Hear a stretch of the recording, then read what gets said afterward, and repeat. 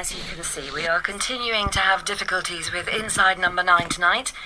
We're working on it, and as soon as I get any information about what's going on, I will, of course, let you know. As I was saying, as soon as we've identified the issue... Hello? Is someone there?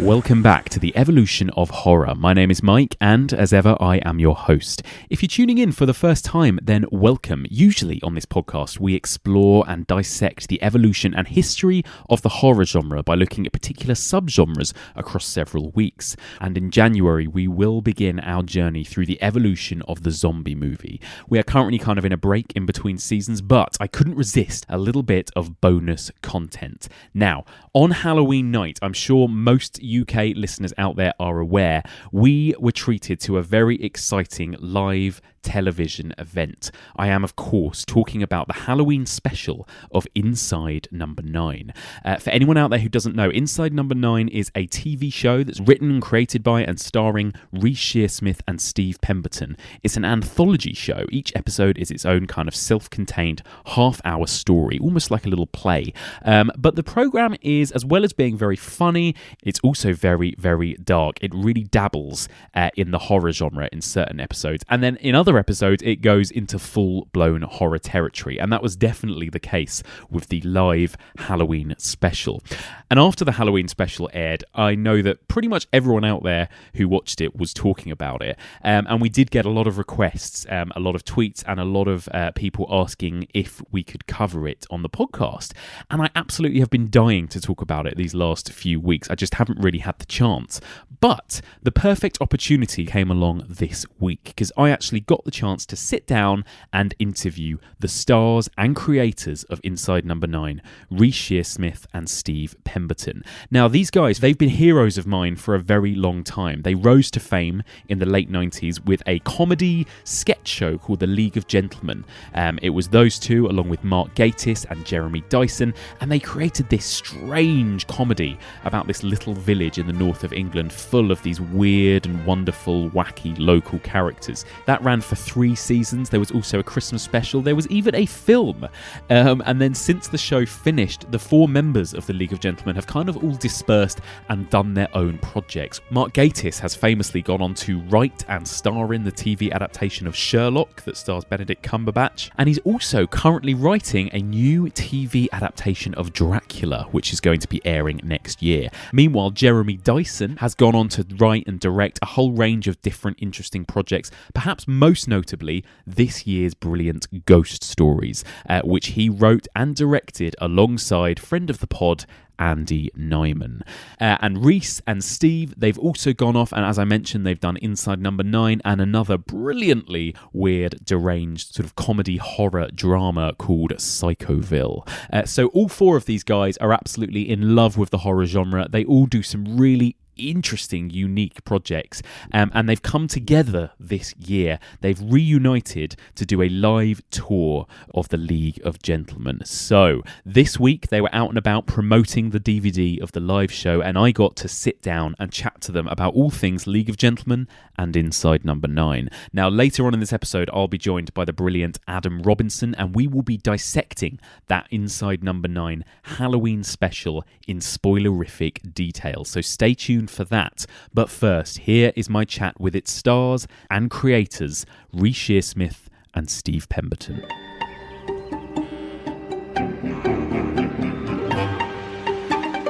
Okay, Reece Shearsmith and Steve Pemberton, welcome. Hello. Hello there. Hello. First of all, I want to ask you, this is a horror movie podcast predominantly. What is your favourite horror movie? I always have a sort of triangle of The Wicker Man, Don't Look Now, and Theatre of Blood. Amazing. So I'm in the middle of that triangle, but I think, we've just lost Nick Rogue, and so I've got to pick Don't Look Now just incredible filmmaking and a film that will stay with you once you've seen it forever. Yeah. Is it a horror though?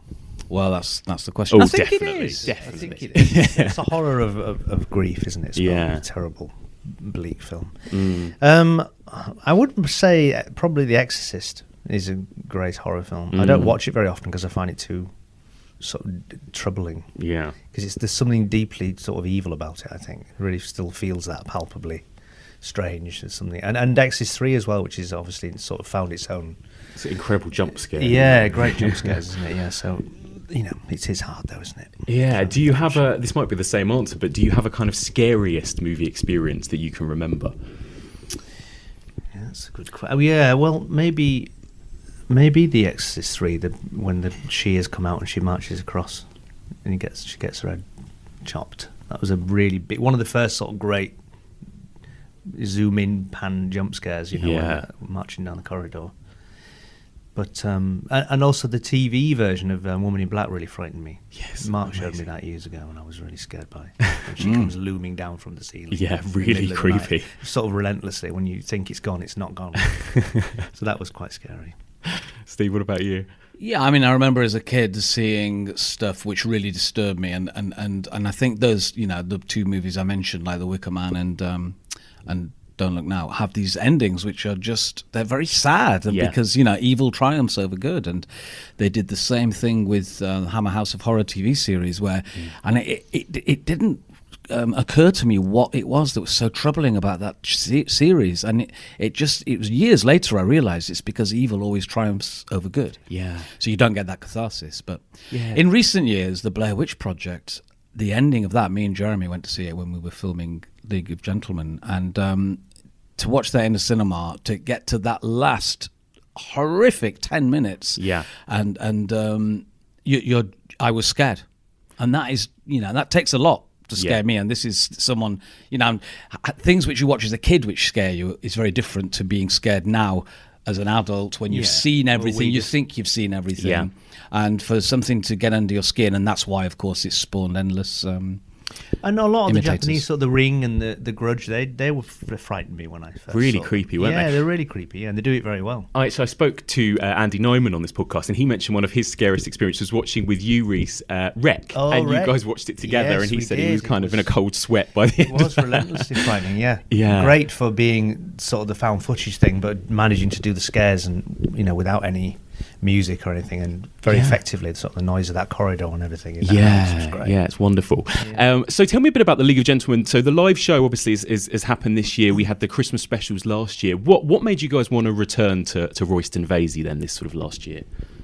Well, we kind of nominally marked a 20-year anniversary, so we'd done.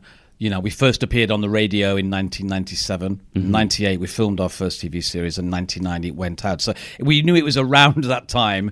We could have picked any one of those years, but we decided that we would make the Christmas specials it was Christmas 2017, wasn't it? Yeah. So 20 years since we first started at the BBC on the radio. And we talked about it for a long time. I'm glad we left it quite a long time before we came back and did something again, because it isn't something which has been endlessly regurgitated and repeated. I felt that people weren't sick of it, and that people were ready to see those characters again, and it blew us away really just how much interest there still was doing the live show and the TV specials. People just were in love with these characters, and the more horrendous we made it, the more they loved them. Yeah, I mean, it's got this kind of, obviously, this fan base of people that have loved it for the last 20 years. Were you ever thinking or worried about whether or not new audiences would embrace it? I mean, comedy's changed a lot since, 20 years ago. Were you ever worried that any of these characters or these jokes had dated? We didn't really think about it. We only thought about the truth of the characters' journeys, if that's not too pretentious to say anything, where we just thought, what would they be doing now if we were able to return to them? And so if we thought anything could be made still funny from their journeys in their lives, then we would do it. And it was all about what appealed to us and what characters we would like to revisit, because we could have done endless variations of a set of characters coming back, couldn't we? Because we did so many, and there was so many to choose from. So it was hard to actually do a trot round and get everyone in. But we just thought of the ones that we thought we would like to see, and hopefully they chimed with an audience. But I think we were aware, obviously, that there's been a lot of changes in the past 20 years. But we thought what the point of bringing the show back is for the fans of it to enjoy what they enjoyed about it 20 years ago, and that's what we wanted to stay true to. And we thought if we do a toothless version, which pulls back from a lot of the excesses that we did find ourselves doing in the late 90s, then it wouldn't be true to us, and it wouldn't be true to what people hope to get from the show. So we took a few risks, and we updated a few things. So the character of Barbara, for example, we kind of made her much more of a champion of transgender issues, and some people liked that, some people didn't. But then you've always had that with the League of Gentlemen. It's been quite Marmitey show. Some people were terrified by it. Yeah. Some people were terrified by the local shopkeepers, and to us, they were just cuddly little mass murderers. Brother, sister / husband, wife. Mr. and Mrs. Tiggywinkle. Sir, I'm here on police business. I found this boy's wallet. Local boy? He's not from our town. Ah, do we know his parents? I said we'd never seen him before. Did Tubbs do right? You did it beautifully, Tom. Well, that's the thing. You know, horror kind of courses through the veins of this show in a way, doesn't it? I mean, was there ever you guys have kind of dabbled now with Inside Number 9 in kind of straight horror. What do you think? Is there a connect? It feels like there's a fine line between comedy and horror, and they're both kind of, in some ways, they have a similar reputation to each other in terms of art and that kind of thing. What is it about these kind of two genres that sort of interest you and cross over, do you think? Yeah, well, that is interesting, isn't it? I mean, the mechanics and the nuts and bolts of a scare and a joke are obviously quite interlinked, and the release that you get when you're watching a horror film, everyone, there is a scare, there's immediately a big laugh after it. So it's all very connected. Feels like timing is important somehow as well, absolutely, doesn't it? Yeah, and you can see why people are endlessly editing sequences. I watched Misery again the other day for the first time in a long time. I showed my daughter it. She didn't want to see it, but I said, you're going to watch this. How old is she? Did you tie her to the bed? Yes. Hobbled her first. She's 16. So okay. Slightly too young to see it, but I thought she needs to see Annie Wilkes. Yeah. And I was then watched there was some extras on the DVD, and it was Rob Reiner talking about the sequence when he's out of his room trying to get out basically, and she's coming back with him with the paper. And the penguin is the penguin's the other way, due south, whatever it is. Yes. And just the cut in between her coming back and him dragging himself back to lock himself back in the room before she's back is brilliant. And he said that they went back and forth with the edit of that endlessly until they felt it was right. And the tinkering of that, really can make a sequence, obviously. And he said the music helped and everything. So it was fascinating to think it isn't about, you capture it on the day when you're filming it, but then, of course, the storytelling is in the edit. Definitely. It always is. There are some sequences in League of Gentlemen, particularly in the Christmas special you guys did, the original Christmas special, the sort of portmanteau one, that is some of the sort of most frightening stuff I'd seen at the time on television. I mean, did you, was there ever that temptation to kind of push the horror, push it, over comedy in times like that? Well, we certainly did with the Christmas special, I think. It was the point where I think we started to get more interested in narrative. So we came very much from a sketch background. And in fact, when we did our early shows in London and Edinburgh, the characters weren't connected by being in the same place at all. It was just lights down, lights up on a different character.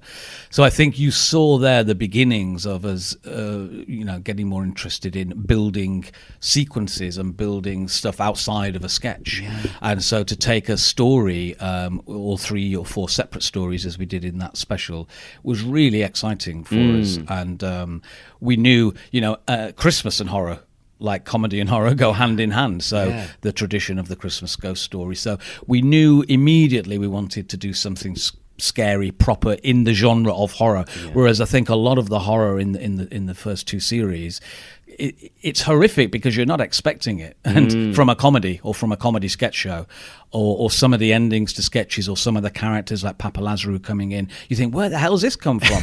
Whereas in a framing device, which is a more traditional horror framing device, the sort of portmanteau film, we felt we could really wear our influences on our sleeve there and look at different aspects of horror. And we wanted each of those stories to have a different feel to them. One was set in the 70s, the vampire one. One was the Victorian Dr. Chinnery one, and the Charlie and Stella one was quite a sort of modern aesthetic. So and it was really successful, and for a lot of people that's the favourite thing we ever did, and I think we count it amongst the best achievements with the League of Gentlemen, Yeah, don't we? it sort of distilled everything that we liked and were getting good at. You know, we were very fresh to television, and it was so exciting to be able to draw on all our influences and think we could do a version of this or that, you know. And I think that people sort of went with it and understood. You know, those that got it really got it. Was passiert? You could never give me boys, Wolf, so I had to provide my own. Okay, boys. This is no longer a rehearsal. Enjoy this performance, Wolf. It will be your last. And that third series then goes in quite a kind of weird, sort of different direction tonally and everything. I was a huge fan of that third series, but what was that sort of experience like for you guys in making that and sort of taking it in a slightly different direction? Well, we used what we'd learned from the Christmas special, and we said, wouldn't it be interesting to have longer stories with these characters?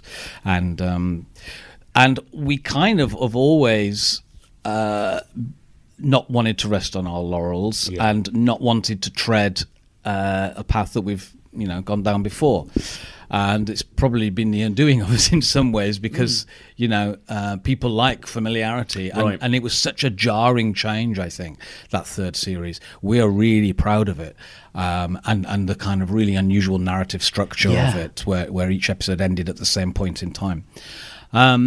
But it did change a lot of things, and again, it had a very Marmite effect. A lot of people coming back to it now, aren't they, saying it's the best thing that you've done. Yeah, although at the time it was like, oh, well, we won't talk about the third series. It's weird, isn't it? Sometimes these things take a while, sort of word of mouth or whatever, or rewatches. Yeah, we were very much of the opinion that it would be terrible to be a fan of it and then feel like we're just churning out something that was predictable because it was the same again. Because it could become very safe in its own subversive way. If you keep doing that, then you become inured to it. It becomes not shocking anymore. Yeah. So if you'd had the local shop still stand there for years and years and years, and people came in and they got killed, there's no shock value there, or nothing surprising about that whatsoever. So we've always been ones for getting rid of and killing people off at the earliest possible opportunity, and we took that to an extreme in Psychoville, where the second series we just bumped off one of the main characters every single week. Yeah, that was brutal, But it was lovely to do the third series of the League because we were spending, where we'd never had time with one character, where we had this sort of general arc of someone's story each week, and it was nice to do a bit longer with Jeff and a bit longer with Lance and all the characters that we would only be fleeting, would have fleeting visits to. And of course that's the appeal of what essentially is a sketch show, and you don't like this one thing, you've got only a minute and a half before you can bear to struggle through to the next thing that you might like. But when you're with a character that you might not particularly like it, then the half hour is written off, of course. But then that was what we wanted to do. We thought that's a different way of telling stories. Yeah.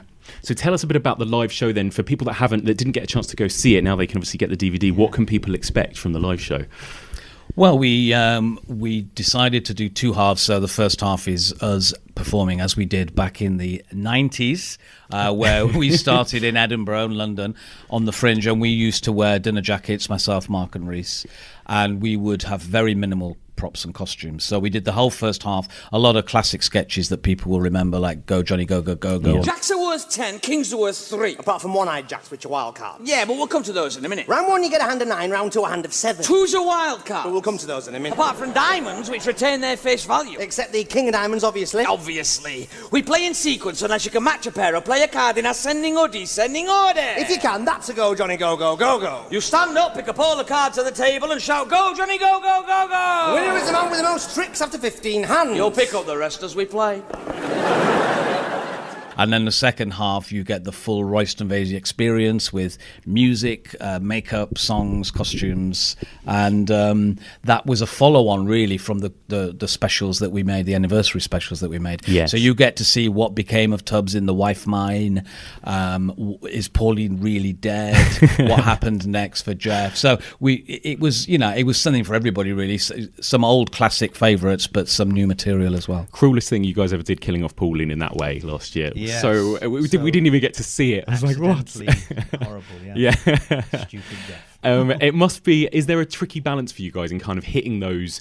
I suppose you call it sort of fan service beats. I suppose bringing the characters that people want to see, the catchphrases that people want to hear, but also, stretching your own artistic, doing something new and doing something bold and different with these characters as well.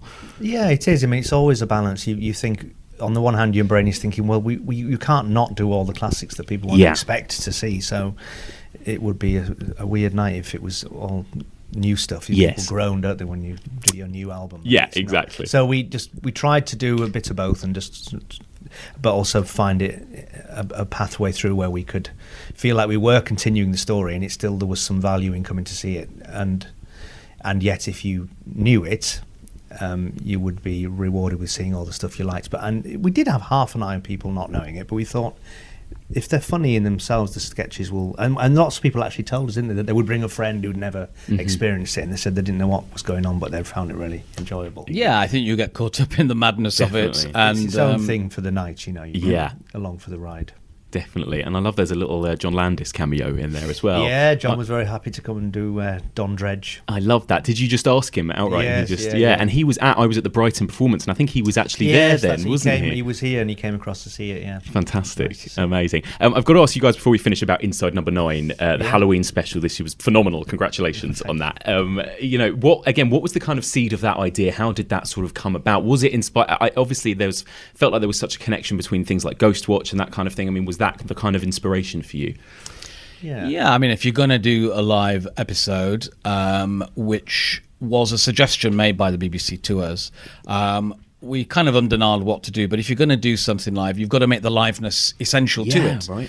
And so we knew that we wanted to do this sort of fake opening, and it would all go wrong, and to do it in such a way that people really weren't sure. And, there was definitely, we talked about Ghostwatch early on.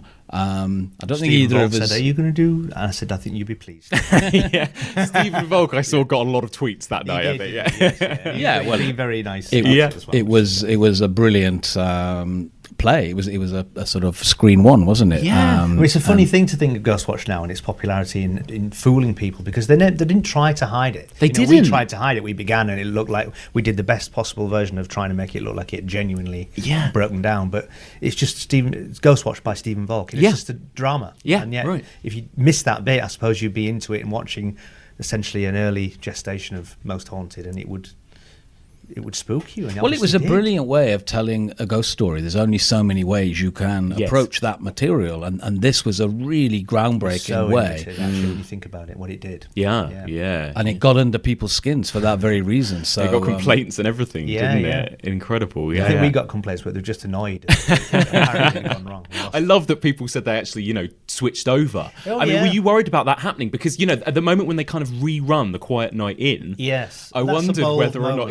It's like I'm nearly a minute and a half or 2 minutes maybe before anything goes wrong. But I loved the idea of that, because I thought that is where people who think, oh no, this is all part of it, will actually think, oh no, it really has just gone wrong. I was totally convinced. So I'm pleased that people turned off, because it meant we did it correctly, It's maybe stupid to say that, but it was delicious to think people. But in this day and age where people can go back to things and watch them again on the iPlayer, and also the fact that so many people can get in touch with, that immediately people turned off. They tweeted about it. Oh, I've turned this off, and then someone else would say, no, don't put it back on. It's still on. And it had the actual narrative of what was going on in amongst people watching it was as important to us as the narrative of what we were doing. It was immersive night, which really only worked for the liveness of the night. Yes, it's great that it does exist now, but it was genuinely an exercise in thinking, if we're going to do a live thing, we knew immediately, well, it should go wrong, and it should look like what happens then, It's true, because like you say, I suppose TV's changed a lot as well, and there's not a lot of point in doing live anymore if you're not going to play on that, I suppose. Yeah. I mean, and everyone would have known that, and still people were fooled, and that's what we're really excited by. Yeah, totally.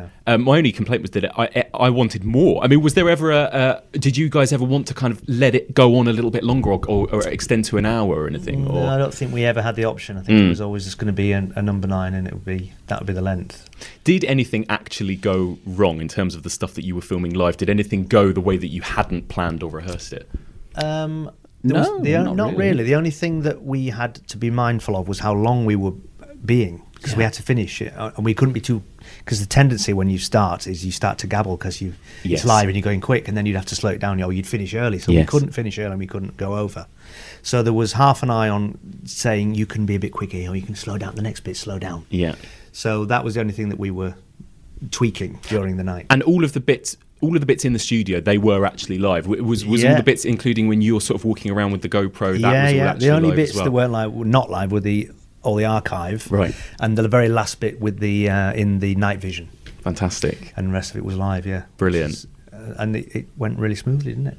It had a phenomenal response, and we're really proud of it. But people are going, you're going to do another one? Well, you can't really. You can't do that again. No, that's a one and done, isn't it? So if you haven't seen it, check it out. I think people still are tricked by it because they watch it on their phones, on the iPlayer. Definitely. And they think, it must be my phone. Definitely. And, they give up on it and watch it on a different device. And I'm still getting tweets now. When is it going to be shown? Are you going to show the proper one?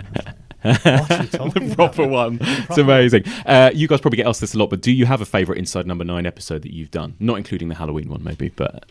That's hard, isn't it? They're all our babies. Yeah. I really have a soft spot for the trial of Elizabeth Gadras because I'm in that period of my favourite. time. Yeah. We've just ridden from Southampton, where an iron founder had reported a black imp hopping side to side in a chimney stack and taunting him that his hair was fair like a maiden. Oh, monstrous. In truth, the imp was nothing but a carrion crow caught by the leg in a griddle.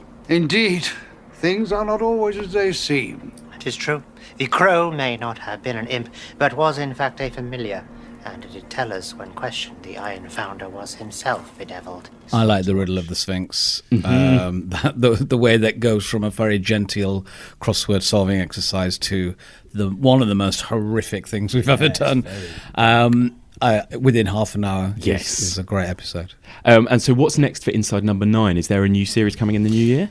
Yeah, we start filming it next year, and January. It'll be on next year at some point when it's all put together. So yeah, Series 5 is now written and ready to go. Fantastic. You guys are so busy. What else have you got going on at the moment? Any other separate projects that we should look out for? Or we've got little things that are on the go, but we've been completely swamped by getting number 5, Series 5 and 9 ready. Yeah. And then we might look at doing something else. Maybe not number 9. Oh, okay. Or maybe number 9 if they want more. Yeah, keep doing more. Keep doing more. Fantastic. Guys, thank you so much for joining me. Thank you. Pleasure. And there we have it, the brilliant Reece Shearsmith and Steve Pemberton. I was gutted I couldn't get any longer. It was a 15-minute slot. I think I overran by 5 minutes as it is and was on the verge of getting booted out of that room, so I had to cut it off there. But let's get into Inside Number 9 and League of Gentlemen and talk about why we love these guys so much. So joining me to discuss all things Inside Number 9 and League of Gentlemen, I was very lucky to catch him while he was in the middle of his UK tour with a very, very special theatre show called Shivers. He's back on the podcast for a second time after discussing all things Fright Fest with me a few weeks ago. It is the brilliant Adam Robinson. Adam, hello. Hello, Mike. Nice to be back. It's lovely to have you back. How have you been? I've been really well. Yeah, very busy. You've been touring all around the UK with your show. Just remind people again, for anyone who doesn't know, tell us a bit about what you do. Yeah, so I'm touring a show at the moment called Shivers, which is a ghost story show, which is me and a violin player.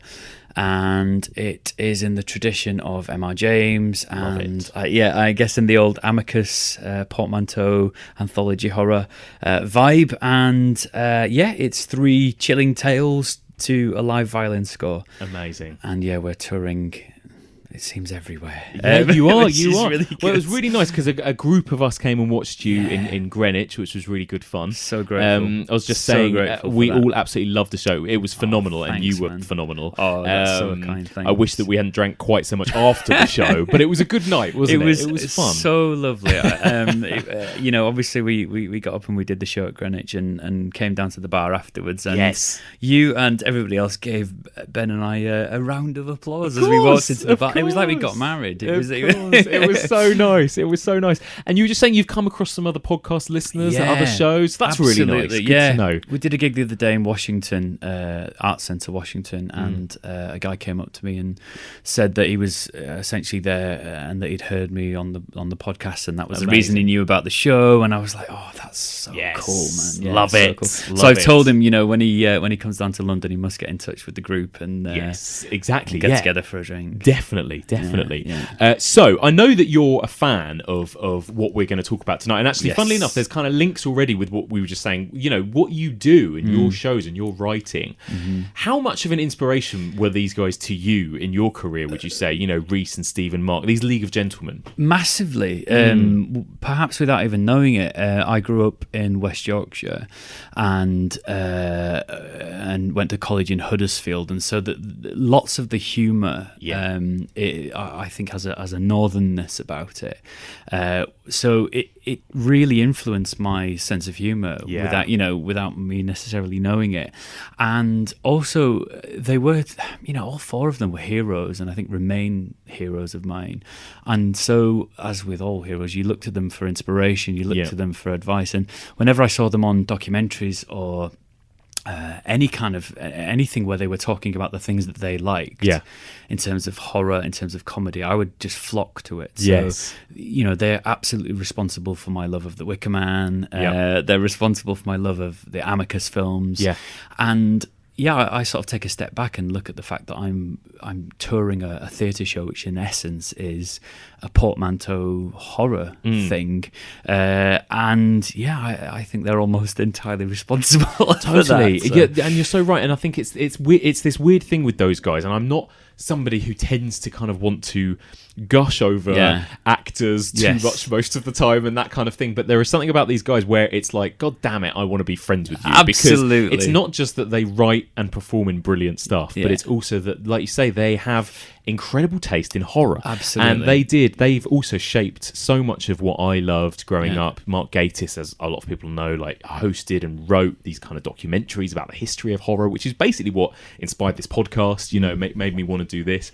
And obviously Reece and Stephen, they pop up on documentaries all the time, like you're saying, DVD commentaries, and they're so smart and they know so much about the genre. And they clearly love the genre. They love it. There's that wonderful documentary that Mark Gatiss did about M.R. James. Yes, wonderful. And actually, the guy who plays M.R. James in that documentary, I've since gotten to know him a little bit, because he does, obviously, performances of M.R. James on the stage.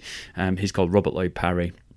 And I really recommend people should go and see him, because it's like being with M.R. James. But again, I think that my love of M.R. James and his work blossomed as a result of watching that documentary a few years ago. And I think that, as you say, they just seem to have good taste in this genre. And so when they say, "Oh, you should see this," or "This is fantastic," I tend to seek it out. Well, basically, the subgenre folk horror was basically invented by Mark Gatiss, essentially. He kind of coined and popularized that term. Seems so, doesn't it? So I think they've got a lot to answer for in that way, definitely. Yeah. So what we're going to do is, because when there was an Inside Number 9, obviously Halloween special, which we're going to talk about in depth. I didn't get the chance to talk about it at the time, but I really wanted to. Yes. And I know that we kind of messaged each other about it after it aired and that kind of thing. Didn't get a chance to, and obviously now that we've got the chance to chat to them, I was like, well, this is the perfect opportunity to kind of talk through and sort of talk about our thoughts about Inside Number 9 in general and about that particular episode. Yeah. But first of all, I want to ask you a bit about League of Gentlemen as well, because right now, obviously, the League of Gentlemen show, the DVD is coming out, and that's really what they're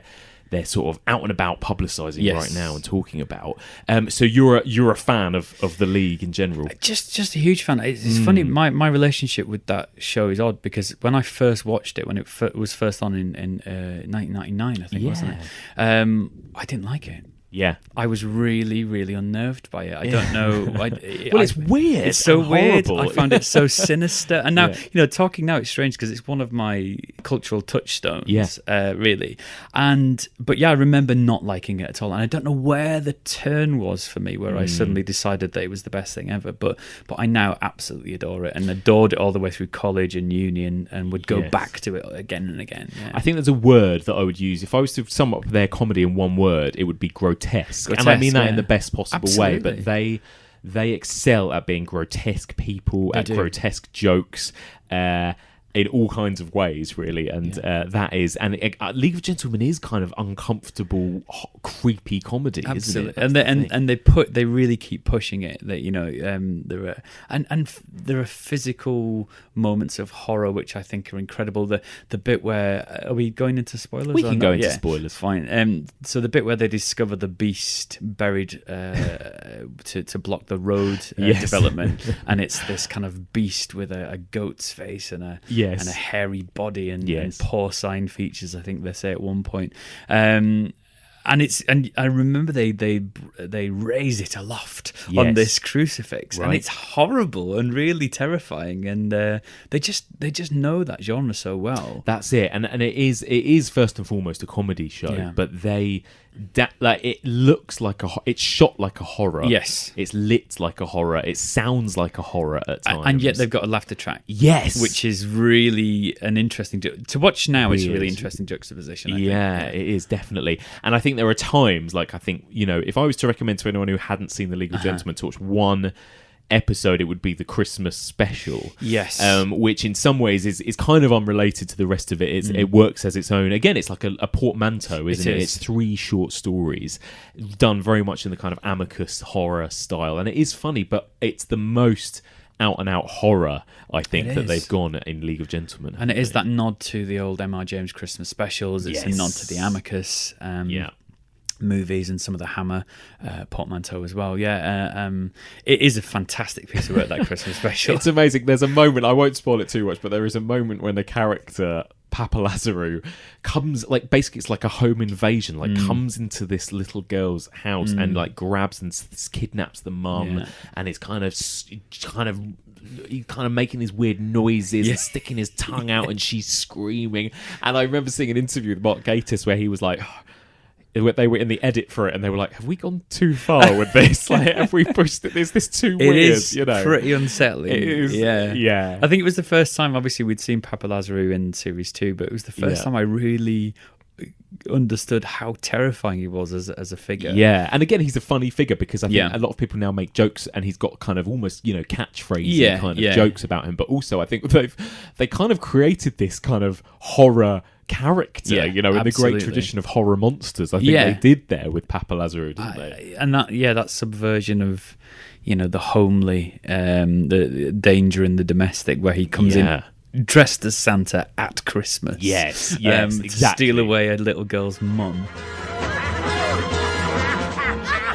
You're my wife now. And I think that is a nod to one of the Tales from the Crypt stories. Right. The name escapes me at the moment, which is about somebody who's escaped from an asylum, as they call it on that, and he's dressed as Father Christmas, basically stalking houses. There are 2 versions of that story on film. One's an American version, and one's the British version. But it's that I'm sure it's a nod to that. Yes, because they're so fond of that. That tradition. Exactly. So it's interesting because, like you say, it was 99. It's a lot has changed now, and comedy's changed. But they did a show this year. They've kind of come together again, and they've done this show. We both saw it. You saw it twice. I saw it twice. Amazing. What do you think of the show? And do you think that there's stuff there for a new audience, or is it for fans? I mean, what do you reckon? It's a really good question. I went with on the first night.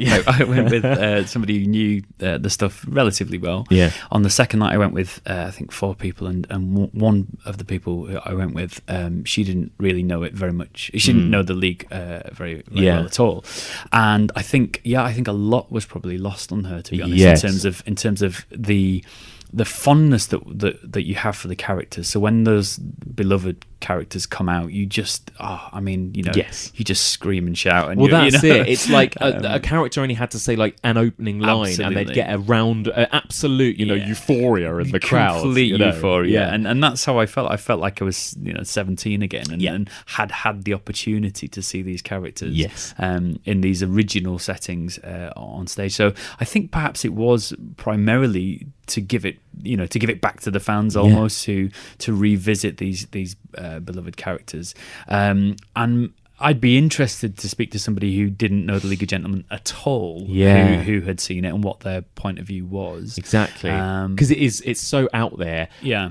and not only that, there's probably some jokes now that are probably a bit dated, to be perfectly honest. So there are a few bits that feel old-fashioned. Now, as you may know, you will all be sleeping with some families in London.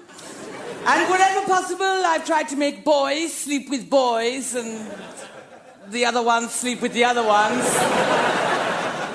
This just tastes better in my eyes.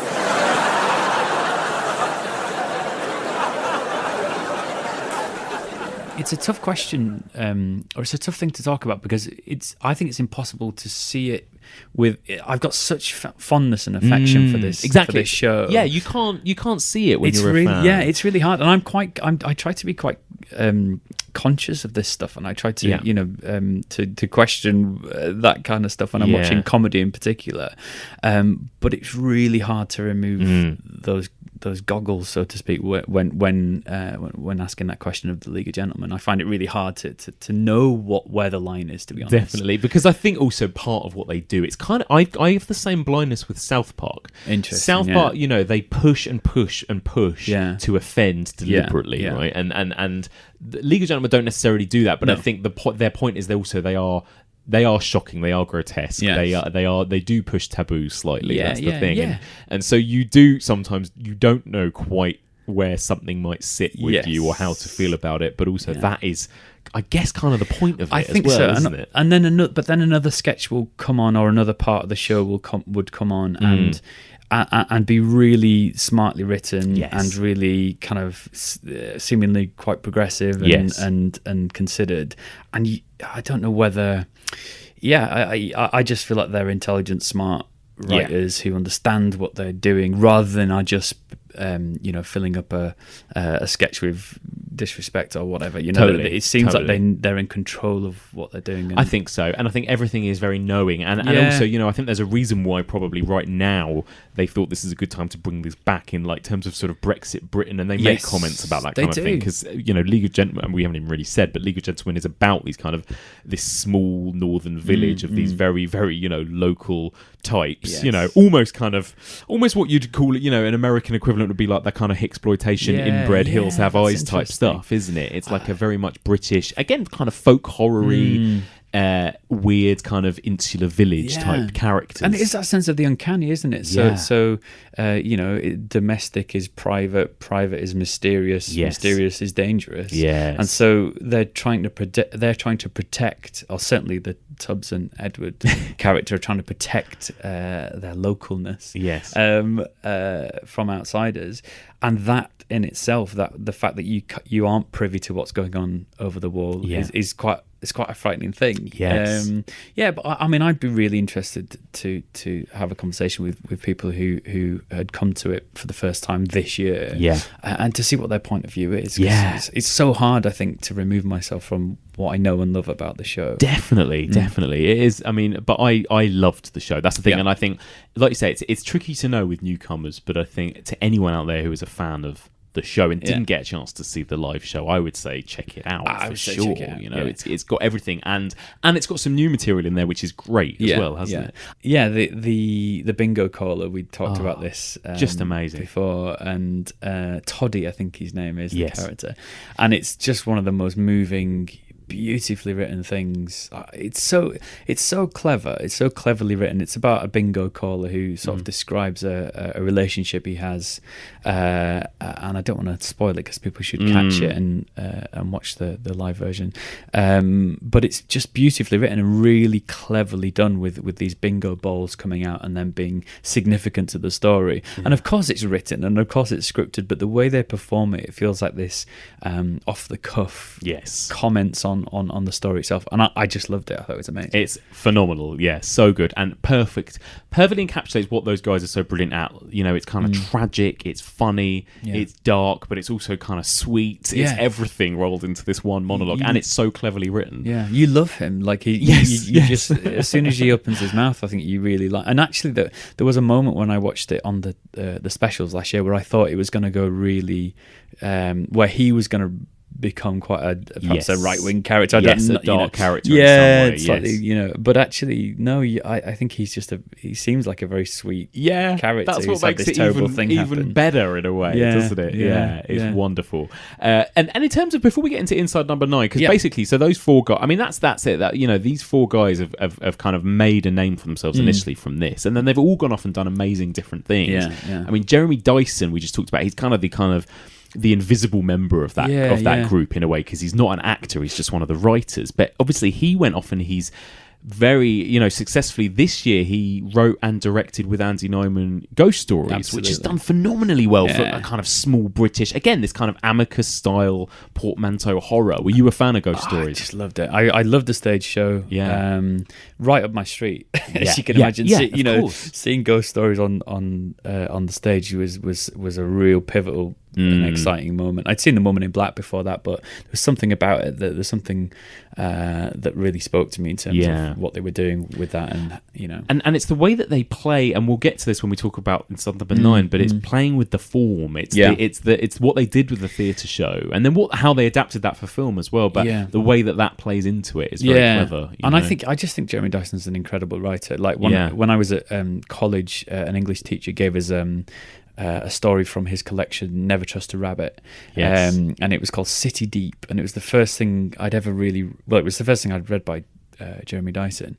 And then I got the collection, and he's just a really smart writer. He really understands story and revelation and pacing and stuff like that. And I think he's an excellent writer. Yeah, really, really great. And again, he's not going to be somebody that you might not even recognise him. I mean, he's not on screen ever, is he? And he's the unseen member of that. A few cameos, right? A few cameos for the eagle-eyed geeks like us. Exactly. Yeah, but he's done some brilliant stuff. And obviously, Mark Gatiss, it feels like has sort of become a superstar in recent years, hasn't he? Not just in horror circles. It's so, like, you know, like I say, they're so important to me as cultural figures, and to see the success that they're having and to see the recognition that they seem to be getting I'm kind of delighted by it. It's weird, isn't it? But I feel really pleased about it. And, definitely, because they are niche and they are quite off kilter and they are offbeat, and it's nice that they are managing to still make stuff and it do well and it be so good and quirky and still a little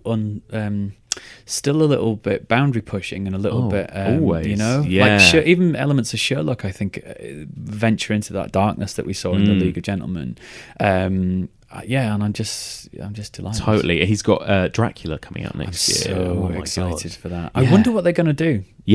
I've got I have no idea how they're going to approach it. So he's adapting Dracula into a TV series with, I think, Stephen Moffat, who he wrote Sherlock with. Is that right? I believe so. Sherlock with it? Yeah, that's right.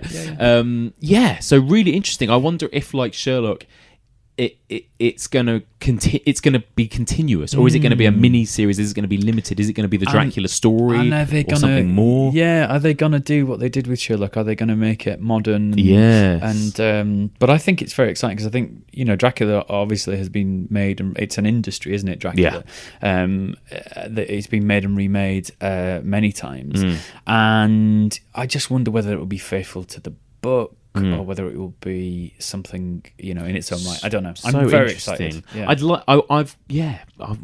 knows? We'll find out next year. I wouldn't be surprised if he tries to go period set, almost Hammer-esque. Cool. I wouldn't be surprised. There's no reason why not. A bit different to Sherlock, maybe.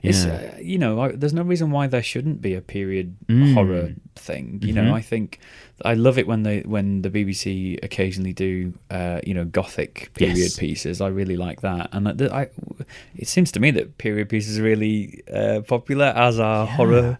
Things, particularly at the moment with things like Stranger Things and the success of that. Did you ever watch the show called Penny Dreadful that was on TV? I started watching it, and then I don't know why, but I didn't carry on. I can't remember why. I wasn't the biggest fan. I know a lot of people, it does have quite a fan base. A lot of people really enjoyed it, but that was kind of trying to do that kind of gothic horror. It had kind of the universal monsters and literacy, like gothic kind of characters, and but all exist in the same universe. It got a little bit messy for me personally, but I think that's perhaps what it was. I think I remember watching episode 1 and feeling a bit overwhelmed by it's a bit overwhelming. Yeah. It's a cool idea, but it's a great idea. I was like, whoa.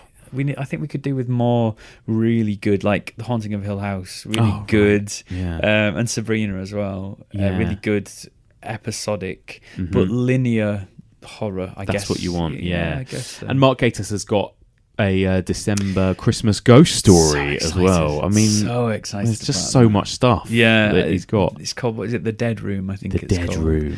I don't think it's got an air date confirmed yet, but it's going to be in the build up to Christmas on BBC 4. So. I'm so pleased because when he did the track tape Midnight a few years ago, it really, for me, when I watched it, I was so impressed about how he'd retained that sensibility from the old Christmas ghost stories, and it really felt like it belonged to definitely that, as well as having that slightly shiny, sheeny modernness about it. And so I'm sure it will, because he obviously I'm sure he knows what he's doing. He knows what he's doing. But I really think it's going to be good. And he's doing some radio plays, some actual M.R. James adaptations, isn't That's he? With right. Neil Brand as well. That is so exciting. Yeah, this is all just catnip for me, basically. Me too. I mean, M.R. James I read over and over and over again. I revisit that stuff all the time. And I really genuinely think that particularly the original stories, the more you read them, the better they get. And it's a strange thing, because there's a lot of writers, a lot of stories, novels, whatever, that you could actually tire of by rereading.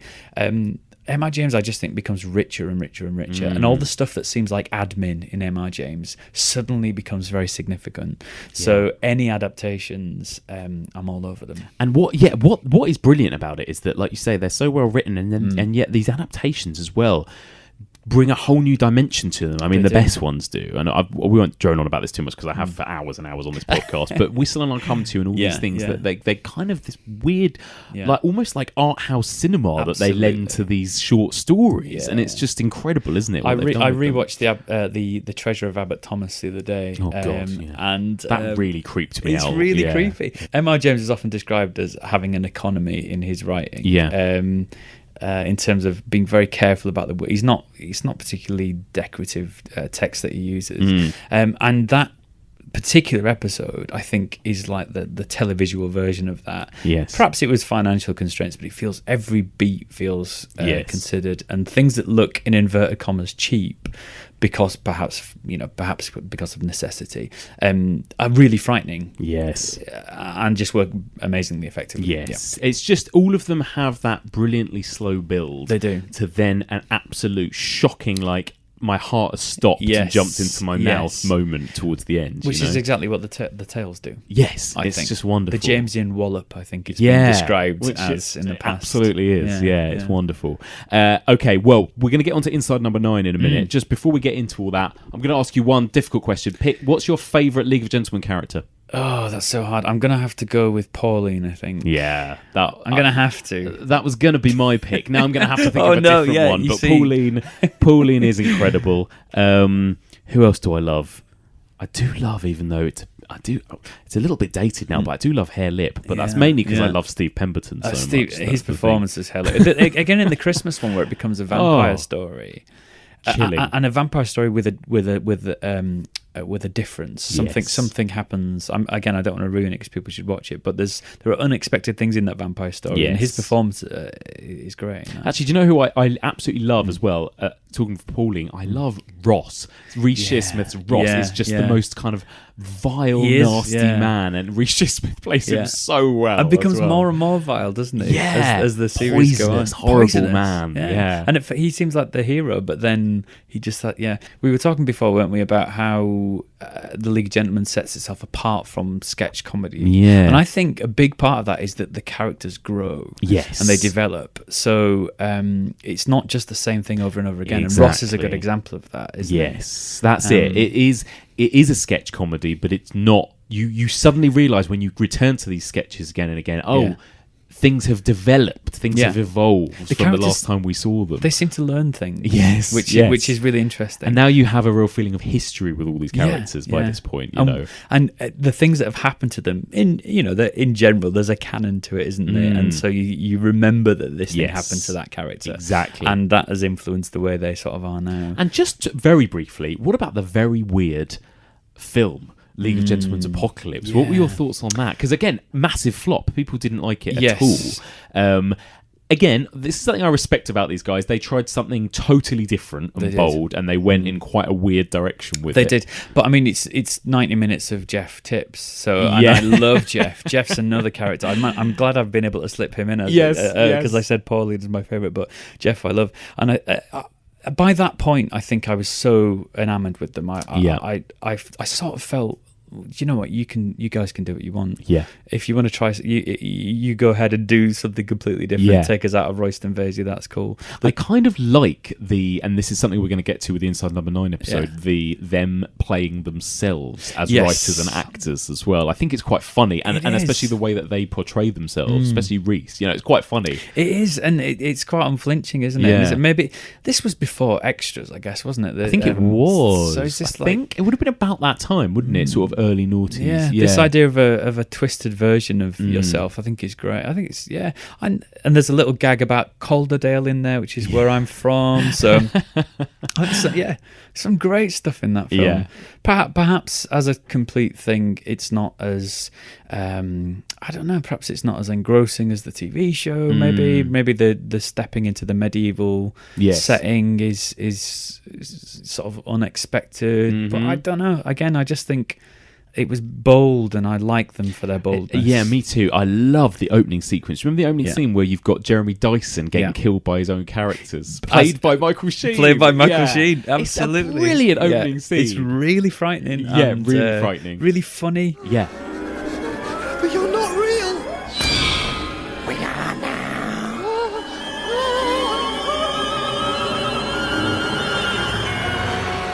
And just seeing Tubbs on the toilet and it's just like, right, we're back with these guys now. So good. I've got a lot of fondness for it. Yeah, definitely, me too. All right, let's get into Inside Number 9. Before we get into, we'll finish this chat with a kind of spoilery chat about the Halloween episode. Cool. But until then, just for people who haven't seen it, I want you to give us a little bit of info about what is Inside Number 9, first of all, for people who don't know it. It's a hard thing to give you a synopsis for, isn't it? Yeah. But essentially, it's a weekly anthology show. Each episode takes place inside Number 9, and be that an address, a sleeper carriage, or a hotel room, or a dressing room. But the content of each story is completely different. So you have a completely different narrative, completely different cast of characters.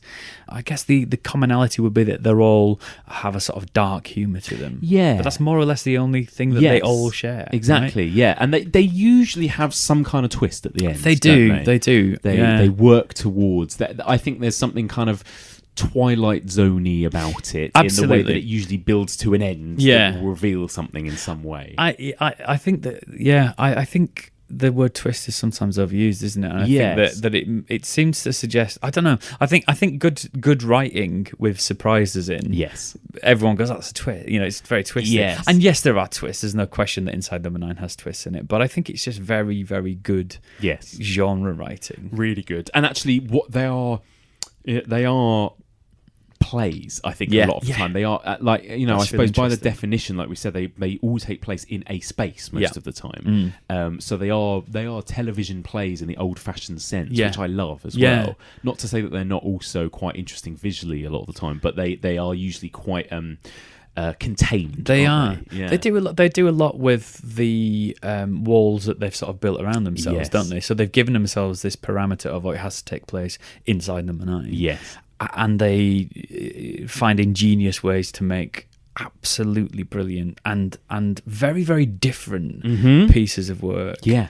I'm a huge fan of Inside Number 9. Me too. And like you say, it will range from a kind of a gothic horror set in a haunted house to a kind of bedroom farce set in a hotel corridor, or in iambic pentameter, pentameter. And it can to a completely silent, dialogueless episode that is kind of slapstick of Laurel and Hardy-esque kind of physical gags and everything. And they again try their hand at everything. They do, and I remember hearing somebody describe working for writing for Doctor Who being the best thing in the world because you can literally take it anywhere. Yes. And although this tends to take place, on Earth, that is about the only constraint they give themselves. There are some historical ones. Yeah. There are some, as you say, some ones that take us completely outside of the bounds of what realism. Yeah.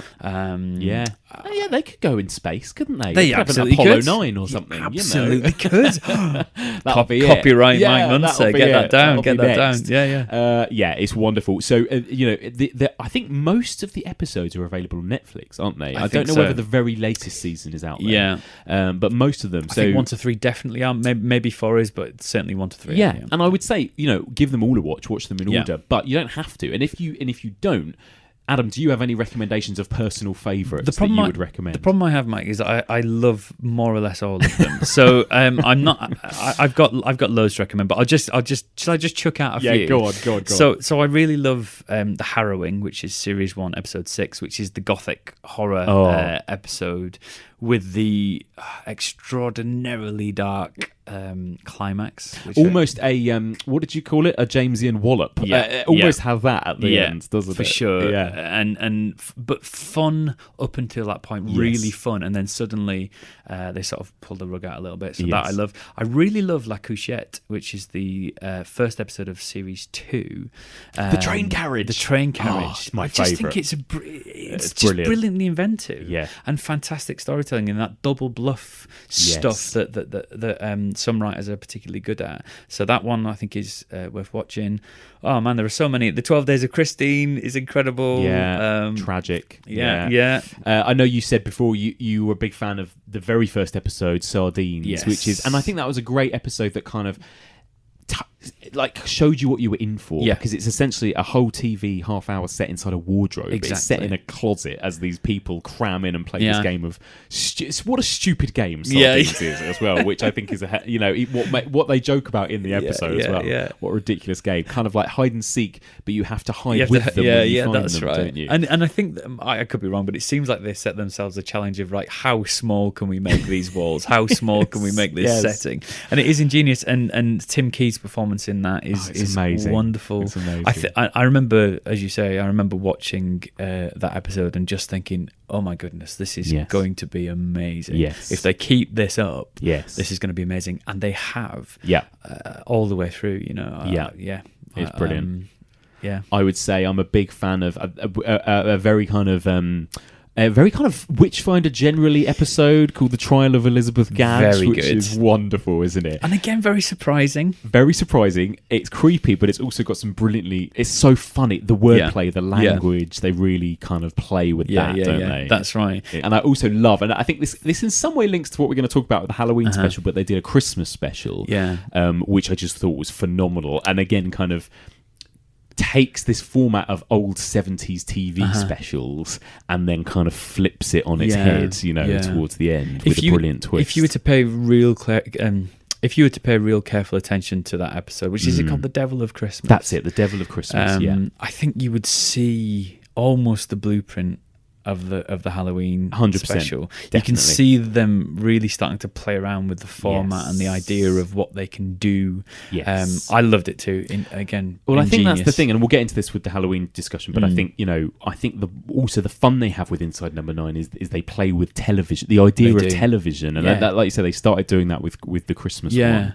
And they play with it even more because television, we've talked about it on this podcast now, it's a weird thing now where what is the difference between TV and film? Or is there a difference anymore? And with Netflix and I don't know, films in some way getting more they create shared universes and episodes now, and TV is becoming more and more cinematic, and where's the divide anymore? And I think they still kind of hone in on that old-fashioned divide. They do, and you've said, some of them could be played out as plays. Yes, absolutely. Play for today on TV, but also you could see it staged and it would work really well. But some of them, it has to be on television. Yes. So do you remember there's one called Cold Comfort as well, which is set in the call centre? Oh my god! And again, another visual element that comes into play on the Halloween one. I think Yes. there's a few different, like almost nods to their previous Inside Number 9s. And again, you have to have that on TV. It has to be on TV. It has to really be half an hour. Yeah. I don't think you could endure much longer than half an hour in that format. And I completely agree with you. I think that's really fascinating what you said, that they use telly. Yeah. Really, really in a really smart way. Yeah. Amazing. Well, let's get into it then. So basically, the Halloween episode, this aired, I think, on Halloween or maybe the day before Halloween this year, and no one knew anything about it. And Reece and Steve deliberately kind of didn't do any press for it and didn't reveal anything. All we knew was that it was going to be a live episode. They were going to perform it live. And I think what we all thought was going to happen, which is how it begins, which was that it was going to be like a traditional episode of Inside Number 9, all set in one place with these actors, but they will be performing it as you would a play. So they will be performing it live, where they might fluff lines. And they've done this before, haven't they? With like Coronation Street, have done live episodes. They have. And I remember a live Coronation Street episode. And I think EastEnders, there's been a bit of a British tradition. It's not unprecedented. They have done that, haven't they? Yeah. And that's kind of what we expect. And I'm going to spoil it now. We're going to go into it. But basically, what happens is, about 10 minutes in, this kind of, you set up with this. It's called Deadline. Yeah. Deadline, and you're set up with this character, Steve Pemberton, and he comes in and there's a phone call and there's some strange stuff happening, and then as Reece enters the scene, the sound completely dips, doesn't it? It completely cuts out. And then we get the kind of BBC fault, card come up to sort of say there's been technical issues.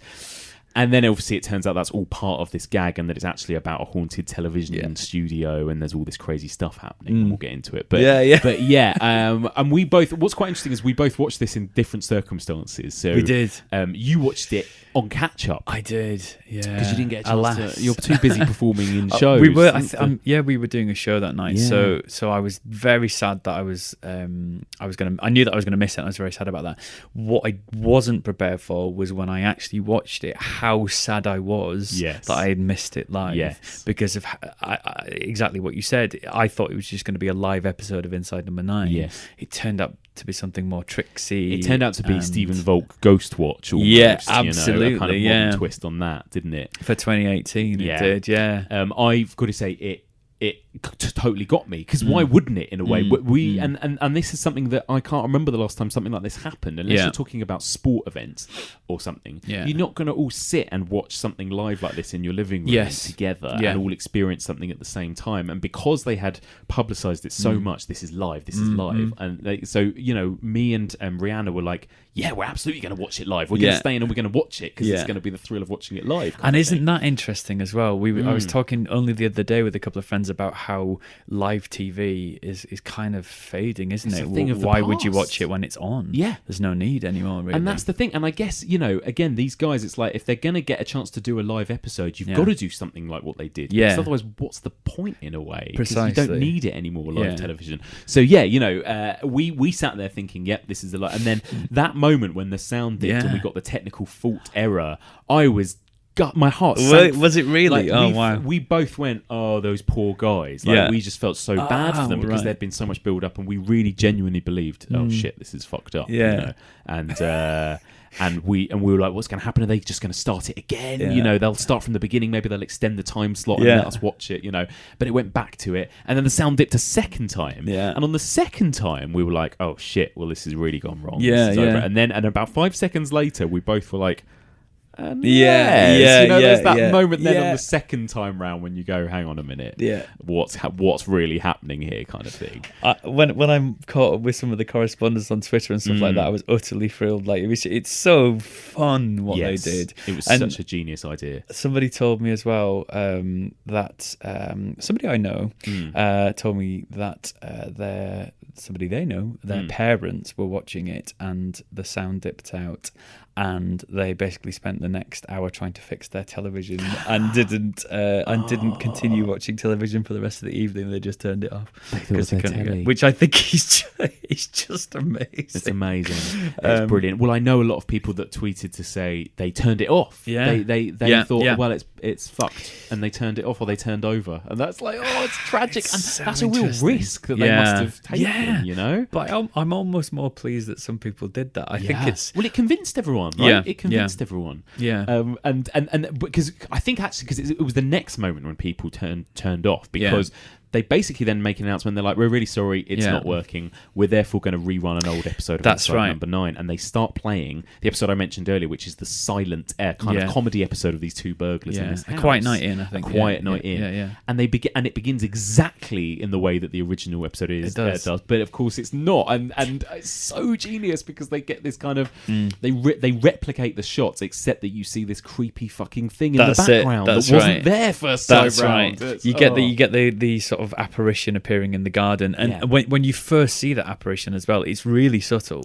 Like it becomes less subtle like a couple of seconds later, but I was like, oh my goodness, this is very smart and very bold. And again, as you say, we're what 12-13 minutes into the episode by now of a half an hour episode. It's so bold. It's I think so bold because brilliant. You really do risk, and they did lose people. That's the thing, because if you weren't switched on enough, or if you didn't even know, again, if this was the first time you'd ever watched Inside Number 9, you wouldn't have had a clue. Exactly. If you're a newcomer, I think. But I tell you what I thought, and I might be wrong about this. I don't watch a lot of TV live, as we just sort of said. The card that came up and the continuity announcer who announced that it had gone wrong. Does that happen anymore? Do they still do that? I have no idea, to be honest, because like you say, I don't watch television that much either, which is terrible because I work in television, but I have no idea. I don't know. It looked convincing enough to me. It looked convincing. Like, obviously I can say this with the luxury of watching it on catch-up, can't I? But I watched that and I thought, even when I saw that, I was like, no, this is a trick. Obviously, I was watching the catch-up, so I don't know what they would have done if there'd been an actual issue. But part of my brain was going, would they not have lots of insurance, backup? I don't know. Maybe they wouldn't. But I thought that was a lovely nod, and the beginning of the episode was a lovely nod to Ghostwatch. Yes. And then those bits in themselves become possibly the creepiest thing in the whole thing. Totally, because then you get the voices occurring in the background of the continuity announcer. And she sounds like she's crying at one point. Yes. There's a bit where her voice she sounds like she's about to cry. Yeah. And all she's saying is something like, we're going to get this back in a minute or something. Very banal and functional. And I was just like, that's terrifying. Why is she crying? What's going on? And then, as you say, you get these whispers. And then suddenly it's like, it reminded me a little bit of something we talked about recently, where we talked about things like marble hornets and these kind of virally YouTubey, these kind of glitches that you get in the TV, signal, and suddenly the frame is upside down and weird stuff is going on, and it always just very uneasy, isn't it? Totally uneasy. And then you feel, when she gets disposed of, we're in spoiler territory now. You can hear that she's sort of scream. Something happens, and we hear a beginning of a scream from her. At that point, you're on your own. Yes. So the BBC have abandoned you exactly. to whatever is going to happen next. Yeah. So you don't have that security of the expert going, oh, well, this is strange, but it's all cool. We'll put this other episode on. Then off she goes. Yeah.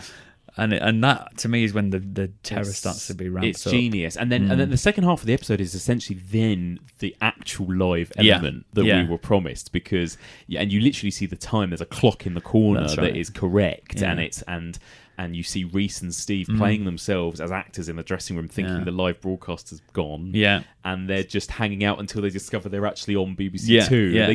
They get. What's brilliant is that they were reading tweets that were actually tweets at the time. Yeah. And you see there is a TV monitor on in the room that they're in, and they turn on to BBC Two and they look at themselves. Yeah. And then they see that they're on camera, and there's a moment when they switch over to BBC One, and that was exactly what was on BBC One. So they were watching themselves on live television at that point, right? Because it was the Brazilian president that's it. Election results. Yeah. So it had to be.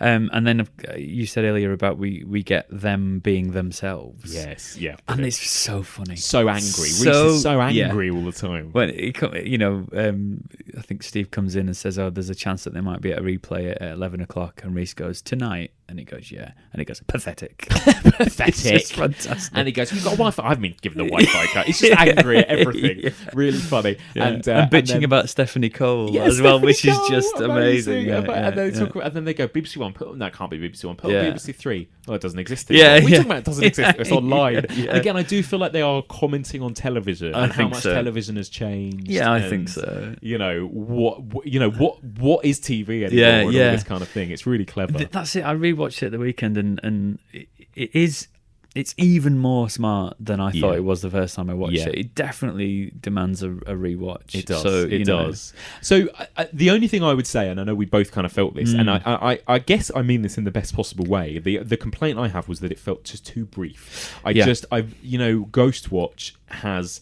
the luxury of being 90 minutes long, so it builds that kind of realism, and then it gives it time once it's kind of flipped it. It does. Whereas this didn't have time to, like you say, we were about 10-15 minutes in, which is halfway through the episode before it then has to quickly conclude everything. I think that's right. It's exactly how I felt. I really wanted it to be 60 minutes. And I almost thought, because I thought it was going to do a Ghostwatch, which Ghostwatch was originally a 60-minute scheduled program. That's right. And they said, we've cancelled the next program so that we can give you more of this. Yeah. And I thought, please God, let that be. Maybe this was going to be an hour episode all along. Sadly, it wasn't. No, sadly not. And I agree. It would have allowed those bits of narrative to stretch their legs a bit more. Some of the climaxes come on really quickly, and they work brilliantly, but they come on really quickly. They don't creep up on you. They sort of jump out of the cupboard. That is, I agree, it's my only complaint really. I wanted it to be longer and take its time. Because it could have really built that creepiness. Because I rewatched Ghostwatch last week with a couple of people who hadn't seen it before, and it's the first time I've seen it for maybe 5 or 6 years. And it's so subtle at times. I mean, it gets really full on towards the end, but at times it's so subtle.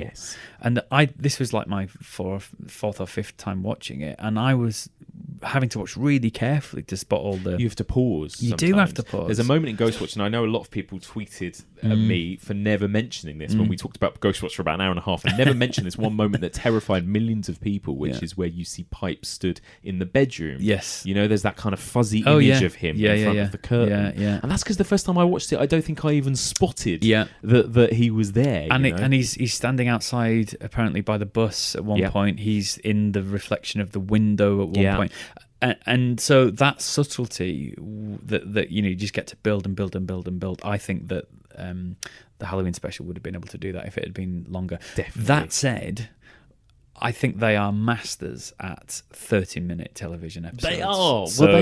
They are. That's the thing. And I do think, I think this was a phenomenal achievement, and it was an amazing experience. It's going to be a TV watching experience I will never ever forget, and that's not something that you get very often anymore, right? So it's amazing in that respect. Will I ever watch it again, other than for research for things like this? I don't know. Whereas there are so many Inside Number 9 episodes that are just like these fantastic, brilliant, tightly written, well performed little plays that are really clever. As dramas. With this, it was kind of an experiment that was great as a one-off, as a Halloween trick, And maybe before Ghostwatch was available on DVD, I missed Ghostwatch in the 90s. I didn't see it. I think I was a little too young, perhaps. And it's never been broadcast since. It's never been broadcast since, and it was a bit of a mythical thing that people talked about. Right.